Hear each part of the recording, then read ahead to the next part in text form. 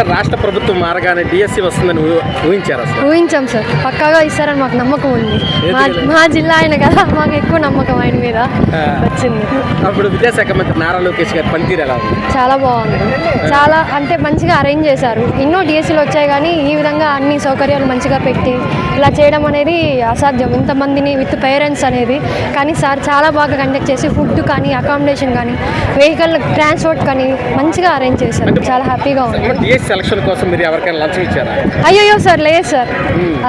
అసలు జరుగుతుంది, ఈ గవర్నమెంట్ అలాంటివి జరుగుతాయా? అసలు జరగవు.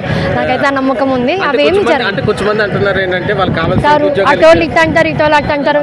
మన మనస్సాక్షికి తెలుసు మనం ఎంతవరకు చేసామో ఏంటి అని. మనం అలా చెప్పడానికి లేదు. నేనైతే ఎవరికి ఇవ్వలేదు. నాకు తెలిసి అసలు జరగదు ఈ గవర్నమెంట్ అలాంటి పనులని నాకు నమ్మకం. ఇప్పుడు సీఎం గారి చేతి మీద అపాయింట్మెంట్ ఆర్డర్ తీసుకోవడం మీకు ఎలా అనిపిస్తుంది? చాలా చాలా ఆనందంగా ఉంది. ఎప్పుడైనా మనం ఏదైనా రీచ్ అయితే మన పేరెంట్స్ మనతో ఉండాలనేది మనకి ఫస్ట్ ఆశ ఉంటుంది.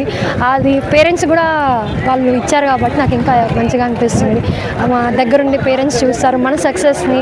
అందులో చిన్న ఏజ్లో మేము ఓసీలో అసలు జాబ్ రాదనుకొని వదిలే మా పేరెంట్సే కానీ ఎందుకులే దానికోసం హోప్ పెట్టుకోకు అని చెప్పారు. బట్ లేదు, వస్తుంది. పోస్టులు చాలా తీశారు, 1-2 పోస్టులు కాదు ఉన్నాయని ఒక నమ్మకంతో ఫిక్స్ అయ్యి వచ్చింది. హ్యాపీ సార్, చాలా హ్యాపీ ఫీల్ అయ్యి. గవర్నమెంట్కి ఏం చెప్తారు అనుకుంటున్నారు?